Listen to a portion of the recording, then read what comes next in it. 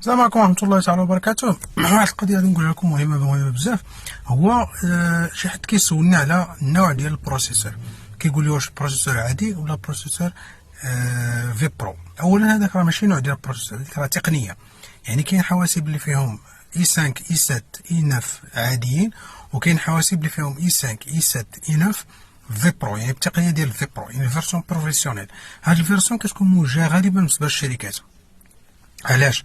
لان هاد الفيرسيون هادي كيكون فيها واحد الامان اكثر، كيكون فيها واحد النوع ديال الاستقرار اكثر في التحديثات، يعني في لي ميزاجور، وكيكون فيها بطبيعه الحال واحد الدعم تقني اللي كيكون اكثر. يعني مثلا بالنسبه للشركه الى عندنا بزاف ديال الحواسيب وخسر لها حاسوب واحد، فممكن ان التقني يصوبوا عن بعد، يعني ا ديستونس، ولكن خص يكون فيه الفي برو. اغلب الحواسيب العاديه ما كتكونش فيها هذا الفي برو هذا، ولكن الحواسيب ديال الشركات كتكون فيها هذا الفي برو.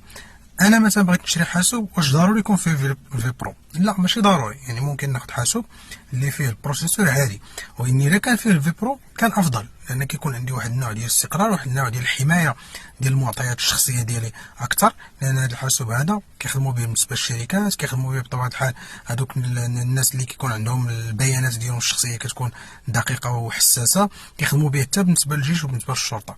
هذا بالنسبه للحواسيب اللي فيهم التقنيه ديال الفي برو، وبالتالي فممكن نخدم به وممكن لا. ممكن نخدم به كنزيد الامان وكنزيد الاستقرار ولا فيابيليتي ديال هذاك البروسيسور ديالي وديك الخدمه اللي كندير. وحتى بالنسبه للتحديثات والميزاجو ديال ويندوز كيكون فيه ستابيليتي، يعني كيكون مستقرين اكثر بالمقارنه مع البروسيسور العادي.